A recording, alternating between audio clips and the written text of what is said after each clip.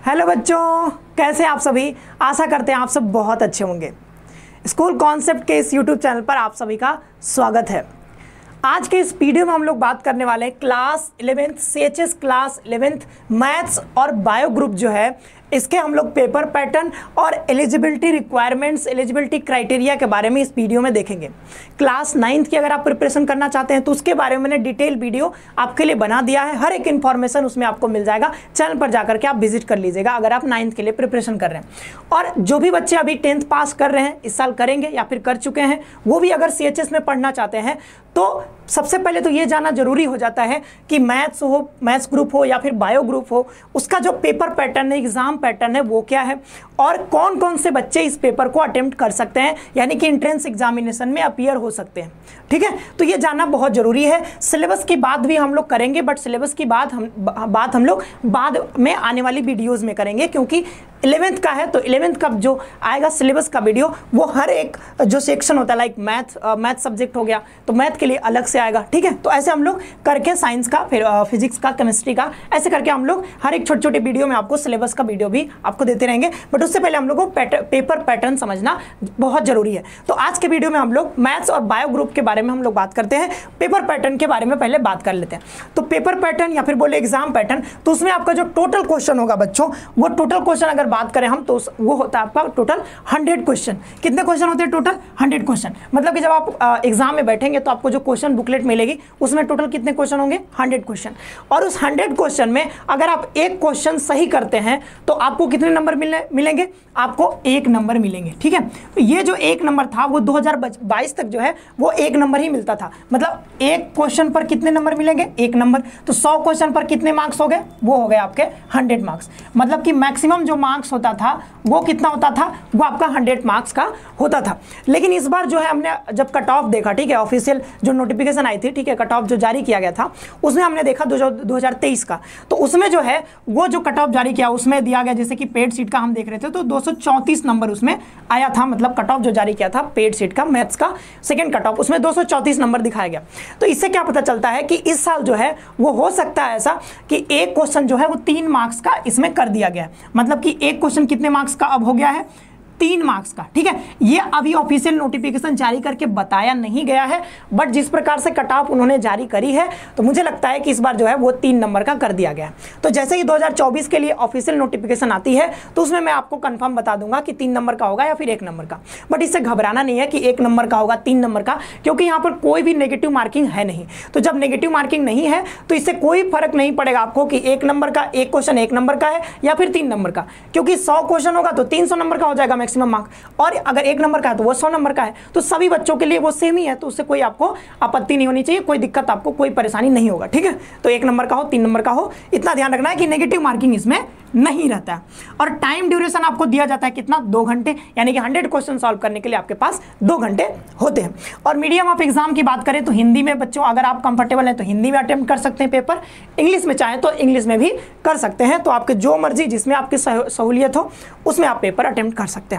Exam का level की बात करें कि किस लेवल का, जो कठिनाई का लेवल होगा वो किस स्तर का होगा, तो वो जो स्तर होगा आपके 10th क्लास तक का होगा, क्योंकि आप 11th क्लास में जा रहे हैं पेपर देने। 11th क्लास के लिए मतलब अगर आप एंट्रेंस देने जा रहे हैं तो पेपर कहाँ तक बनेगा? उसका कठिनाई का स्तर होगा 10th लेवल का, 10th क्लास लेवल का। उसमें 9th भी आ जाएगा, 8th भी आ जाएगा, 7 भी आ जाएगा। ठीक है, तो सभी जो है 10th लेवल का उसमें आ जाएगा। अब कहने के लिए तो 10th लेवल का है, लेकिन जो फिजिक्स केमिस्ट्री की बात करते हैं हम, ठीक है, कुछ इसमें क्या होता है, फिजिक्स केमिस्ट्री मेनली, ठीक है, और भी सब्जेक्ट्स हैं बट फिजिक्स और केमिस्ट्री की हम बात करते हैं। तो फिजिक्स केमिस्ट्री जो है ना, यहाँ पर बच्चों जो क्वेश्चन है वो 10th से अपर लेवल का भी पूछा जाता है, मतलब ऊपर का भी पूछा जाता है। तो जैसे हम बात करें 11th क्लास से भी क्वेश्चन कुछ पूछे जाते हैं, कुछ 12th क्लास से भी क्वेश्चन आपको पूछे जाते हैं, बट ये मतलब ऊपर से क्वेश्चन आते हैं। ऐसा नहीं कि बहुत डेप्थ में, गहराई में जाकर के, किसी चैप्टर के बहुत अंदर जाकर के, ऐसा क्वेश्चन नहीं। मतलब 11th में अगर कोई चैप्टर है तो उसी के जो ऊपर वाला एकदम जो बेसिक चीज होगा ना वो चीज आपसे पूछ लिया जाएगा। तो 11th क्लास का, 12th क्लास का भी इसमें आ जाता है कई बार। तो ज्यादातर ये केमिस्ट्री में ऐसा देखा जाता है कि 11th 12th से क्वेश्चन पूछ लिया जाता है, ठीक है। तो लेवल तो यहाँ पर 10th ही है, बट आपको थोड़ा थोड़ा फिजिक्स केमिस्ट्री भी जानना होगा, 11th 12th का पढ़ना पड़ेगा। वो अगर आप मतलब अगर सीयूटी कॉन्सेप्ट का कोर्स भी जो है वो लॉन्च हो ही चुका है, तो वहाँ पर जो टीचर्स आपके होंगे, जो फैकल्टी होंगे, जैसे मैथ्स मैं आपको पढ़ाऊंगा, तो जो केमिस्ट्री पढ़ाएंगे आपके सर, वो आपको बताएंगे पूरा जो है कि आपको फिर अलग से कुछ भी पढ़ने की जरूरत नहीं होगी, वो आप खुद जो है एनालिसिस करके आपको दे देंगे कि आपको जो है 11th से ये जो है चीज़ें इंपॉर्टेंट है, 12th से ये चीज़ें इंपॉर्टेंट है, वो खुद ही करा देंगे, आपको कहीं भी भटकने की जरूरत नहीं पड़ेगी, ठीक है। अब हम बात कर लेते हैं सब्जेक्ट की। तो भाई पेपर पैटर्न में ये भी तो पता होना चाहिए कि कौन कौन से सब्जेक्ट से क्वेश्चन पूछे जाएंगे। तो यहाँ पर होते हैं आपके पास 6 सब्जेक्ट, मोटा मोटी 6 सब्जेक्ट, ठीक है। तो यहाँ पर देखिए कितने हो गए, इंग्लिश हो गया, यहाँ पर हिंदी हो गया, ठीक है, इसके बाद फिजिक्स हो गया, इसके बाद केमिस्ट्री, इसके बाद मैथ या फिर बायो, और हम जनरल स्टडीज या फिर जीके की बात कर लेते हैं। तो नंबर ऑफ क्वेश्चंस होंगे, इसमें नंबर ऑफ क्वेश्चन जो है बिल्कुल डिफाइंड होते हैं। इसमें जो है जैसे कि इंग्लिश की बात कर लें, अंग्रेजी की, तो अंग्रेजी विषय से आपके 10 क्वेश्चन ही आने हैं, मतलब ये फिक्स है, ठीक है। हिंदी से भी आपके 10 क्वेश्चन ही आने हैं। फिजिक्स की बात करें तो यहाँ पर 25 क्वेश्चन आपसे पूछा जाएंगे, केमिस्ट्री यानी कि रसायन विज्ञान से 25 क्वेश्चन, मैथ्स या बायो। तो अब देखिए बच्चों, अगर आप बायो ग्रुप में जा रहे हैं देने पेपर बायो ग्रुप के लिए, तो यहाँ पर मैथ्स ना हो करके यहाँ पर बायो रहेगा, ठीक है, बस इतना सा अंतर। अगर आप मैथ्स ग्रुप का अगर पेपर आप अटेम्प्ट कर रहे हैं, मतलब दे रहे हैं एंट्रेंस एग्जाम, तो यहाँ पर ये बायो हट जाएगा, ये मैथ्स हो जाएगा। तो मतलब कि अगर आप बायो का पेपर देने जा रहे हैं तो मैथ्स हट जाएगा, बायो का आपसे 25 क्वेश्चन पूछा जाएगा। अगर आप मैथ्स का पेपर देने जा रहे हैं तो बायो हट जाएगा, यहाँ पर 25 क्वेश्चन मैथ्स से आ जाएंगे, ठीक है, यही अंतर है। बाद बाकी सब सेम ही है। जनरल स्टडीज यानी जीके से आपके पास 5 क्वेश्चन रहेंगे। तो मेनली आपको फोकस कहाँ रखना है, फोकस करना है आपको इन तीनों सब्जेक्ट्स पर, फिजिक्स पर, केमिस्ट्री पर, मैथ्स पर और बायो पर, ठीक है। अगर आप बायो देना चाहते हैं तो मैथ्स छोड़ दीजिएगा, ठीक है।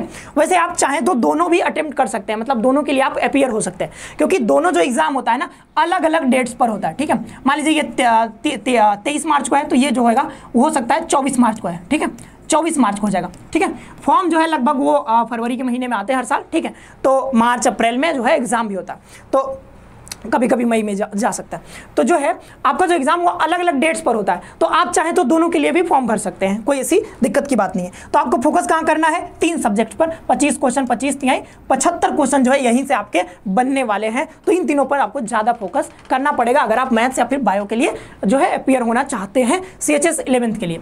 एग्जाम सेंटर की बात करें तो ये होता है आपका सेंटर कहाँ पर, वाराणसी में ही आपका पेपर होगा, ठीक है। आपको वाराणसी आना पड़ेगा, और जो है एग्जाम मोड जो है वो ऑफलाइन ही होता है, ठीक है, ऑफलाइन ही होता है। बट अगर ऐसा होता है कि 24 में ऑनलाइन भी होने लगा, ठीक है, तो उसका बारे में भी मैं आपको नोटिफिकेशन जो अगर आता है ऐसा कोई ऑफिशियल, तो मैं आपको अपडेट दे दूंगा। तो ये रहा जो है पेपर पैटर्न की, एग्जाम पैटर्न की बात।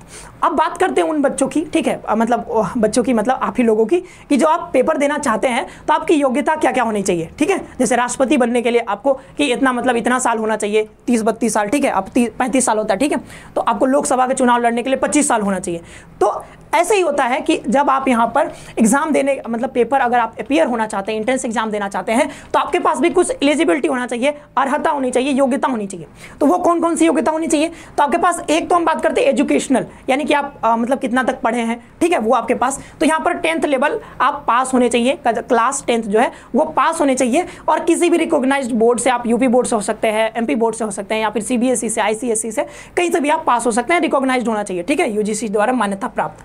तो एजुकेशनल होना चाहिए। एजुकेशनल अगर हम एलिजिबिलिटी की बात करते हैं तो उसमें आपको 10th क्लास पास होना चाहिए, और इसके साथ ही साथ अगर हम बात करते हैं परसेंटेज की, तो परसेंटेज कितना होना चाहिए, तो 10th में आपका परसेंट होना चाहिए कितना, 60% तो होना ही चाहिए। इससे अगर कम हो जाता है बच्चों तो आप मैथ्स और बायो ग्रुप के लिए पेपर नहीं दे पाएंगे, इस चीज़ का ध्यान रखिएगा। तो किसी बच्चा का अगर मान लीजिए 55% आ गया तब वो पेपर नहीं दे पाएगा, लेकिन भगवान की दया से आजकल सबका तो मतलब 60% तो इससे ज़्यादा आ ही जाता है, ठीक है। जिस भी बच्चे से पूछो तो उसका कम से कम तो 70% तो होते ही है, ठीक है। तो 60% फिर भी आप बहुत गरीब हैं, इससे कम आ गया तो फिर दिक्कत हो जाएगा, ठीक है। तो यहाँ पर 60% तो होने ही चाहिए सब मिलाकर के, मतलब टोटल बात करें तो टोटल मिलाकर के आपके पास 60% होने चाहिए। और बात करें मैथ्स और साइंस में, मतलब कि मैथ्स और साइंस में बात करें, क्योंकि 10th में 2 सब्जेक्ट होते हैं, मैथ्स अगर ग्रुप आप देना चाह रहे हैं या फिर बायो ग्रुप, तो उसमें 2 सब्जेक्ट, मैथ्स भी, एक मैथ होता है और एक आपके पास होता है साइंस, और भी सब्जेक्ट्स होते हैं, बट इन दोनों की हम बात कर रहे हैं। तो मैथ ग्रुप के लिए या साइंस ग्रुप या फिर बायो ग्रुप के लिए आप अपीयर होना चाहते हैं, तो यहाँ पर मैथ्स और साइंस में अलग अलग, ध्यान दीजिएगा, अलग अलग, दोनों को मिला के नहीं, अलग अलग 50% मार्क्स आपके होने ही चाहिए। मतलब कि 100 नंबर का अगर पेपर होता है तो उसमें आपके पास 51 नंबर तो होना ही चाहिए। 50 नंबर भी होगा तब भी चलेगा, लेकिन 50 हो या फिर 50 से ज़्यादा हो तभी आप पेपर दे पाएंगे। अगर आपका बाय द वे अगर 49 नंबर आ जाता है 100 में से मैथ्स में या फिर साइंस में, तो फिर हो जाएगी दिक्कत। देखो अभी क्या चल रहा है कि अभी जो है हम अलग अलग सेक्शन में आप पढ़ाई करते हैं, जैसे कि अलग अलग स्ट्रीम बढ़ जाती है 10th के बाद। जैसे कि हम बात करें CHS में ही बात करें तो आपका ये अभी हम बात करें मैथ्स ग्रुप की, बायो ग्रुप की, और भी ग्रुप्स होते हैं, आर्ट्स ग्रुप, और आपका फिर हो जाता है कॉमर्स स्ट्रीम। तो हम अभी कॉमर्स और आर्ट्स की बाद में चर्चा करेंगे, अगले वीडियो में हम उसी के बारे में आपको बताएंगे, उसकी पेपर पैटर्न, एलिजिबिलिटी क्राइटेरिया के बारे में। अभी हम लोग यहाँ पर मैथ्स और बायो ग्रुप की बात कर रहे हैं। वैसे क्या है कि अभी जो है आपने देखा होगा न्यू एजुकेशन पॉलिसी आई है, ठीक है। न्यू एजुकेशन पॉलिसी के तहत क्या होने वाला है कि ये जो सारे स्ट्रीम्स है ना, ये अब समाप्त होने वाले हैं। तो अभी हम लोग क्या कर रहे थे कि आपको क्या होना था, अभी तक क्या था कि अलग अलग स्ट्रीम हो जाते थे कि आप कॉमर्स में जाइए तो आपको अलग अलग सब्जेक्ट पढ़ने हैं, मैथ्स ग्रुप में जाइए तो मैथ्स में आपको ये सब्जेक्ट पढ़ने होंगे। बट अब क्या होगा कि अब 4 कैटेगरीज बांट दी गई हैं। तो 4 कैटेगरी में से आपको जो है, अगर आप 11th-12th में पढ़ने जा रहे हैं, मतलब इंटरमीडिएट में, तो इंटरमीडिएट में आपके पास 5 ना होकर, अभी तक क्या होता था 5 सब्जेक्ट हमको पढ़ना होता था, बट अब आपको 6 सब्जेक्ट पढ़ने होंगे, 2 उसमें लैंग्वेज के भी होंगे, और बाद बाकी आप किसी भी, मतलब 4 कैटेगरी है तो आप उसमें सोशल साइंस लाइक ज्योग्राफी भी रख सकते हैं, आपका मन हो तो मैथ्स भी रख सकते हैं, आपका मन हो तो इकोनॉमिक्स भी रख सकते हैं, कोई आर्ट्स के सब्जेक्ट ले सकते हैं, लैंग्वेज रख सकते हैं, लैंग्वेज आपको 2 पढ़ना होगा, ठीक है। तो अब जो क्या है कि ये जो है 2024 से हो सकता है अगर लागू हो जाए, ऐसा मतलब है कि 2024 से लागू हो जाएगा। तो ये जो NEP अगर लागू हो जाता है तो 24 या 25 में जब भी लागू होता है तो क्या होगा, ये स्ट्रीम सारे खत्म हो जाएंगे। आप अपने मर्जी के अनुसार जो है कोई भी सब्जेक्ट जो है वो ले करके आप पढ़ सकते हैं। 4 कैटेगरीज में बांटी गई है, तो उसमें आप अलग अलग सब्जेक्ट्स, ठीक है। ऐसा नहीं कि आप मैथ्स में है तो मैथ्स में आपको फिर मैथ्स, फिजिक्स, केमिस्ट्री ही पढ़ना है, मैथ्स के साथ आप चाहें तो ज्योग्राफी भी पढ़ सकते हैं, ठीक है, ऐसा हो जाएगा, ठीक है। फिर अगर हम एज की बात कर लेते हैं तो एज भी जाना जरूरी है। तो एज जो है वो आपका, वो मैक्सिमम जो एज होना चाहिए वो 18 साल होना चाहिए। अगर आप 18 साल से ज्यादा हो गए, अगर कोई बच्चा 18 साल 1 महीना का हो गया तो वो जो है पेपर नहीं दे पाएगा। मैक्सिमम एज आपका जो है वो 18 वर्ष होना चाहिए। कब तक? तो वो जो होना चाहिए 30 सितंबर 2024 तक। अभी ये हम 2024 की बात करें क्योंकि 2024 में आप पेपर देंगे, तो 2024 में जो है 30 सितंबर 2024 को जो भी अभ्यर्थी अगर आप पेपर दे रहे हैं, ठीक है, तो आपका जो है वो एज जो है 30 सितंबर 2024 को आपका एज, मैक्सिमम एज वो 18 साल हो, यानी कि 18 साल से अधिक नहीं होना चाहिए, 18 साल तक हो आपका 30 सितंबर 2024 तक, अगर आप काउंट करके देखें।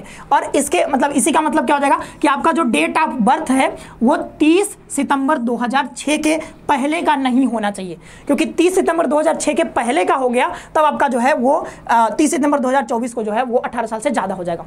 तो आपका अगर डेट ऑफ बर्थ 30 सितंबर 2006 के पहले का नहीं है, मतलब इसके बाद का है, 30 सितंबर 2006 के बाद का है, तो आप इसमें अपीयर हो सकते हैं और आपका मैक्सिमम एज जो है 18 साल से ज़्यादा नहीं होना चाहिए, ठीक है। तो ये हो गया हमारा एज का क्राइटेरिया, और इसमें एजुकेशनल जो क्वालिफिकेशन है वो भी मैंने बता दिया कि आपका जो है इतने इतने परसेंटेज होने चाहिए। तो ये जो था बच्चों, ये था हमारा आज का जो है इस लेक्चर में हमने देखा कि इसमें जो है CHS क्लास 11th में अगर आप मैथ्स और बायो ग्रुप में अगर आप अपीयर होना चाहते हैं तो इसका एलिजिबिलिटी क्राइटेरिया और इसका जो है पेपर पैटर्न क्या होता है वो हमने बात कर लिया, और साथ ही साथ इसका जो है सिलेबस के बारे में हम लोग अगले वीडियोज में जो है वो चर्चा करेंगे, क्योंकि सिलेबस ही वो चीज़ है जो आपको रास्ता प्रोवाइड करेगा कि आप CHS में कैसे वहां पर पहुंचेंगे, ठीक है। तो उसके बारे में हम लोग नेक्स्ट वीडियो में बात करेंगे। तब तक के लिए आप सभी को बहुत बहुत धन्यवाद। आई होप कि आपको जो है सारी चीज़ें क्लियर हो गई होंगी। मिलते हैं नेक्स्ट वीडियो में, तब तक के लिए खुश रहिए, पढ़ते रहिए।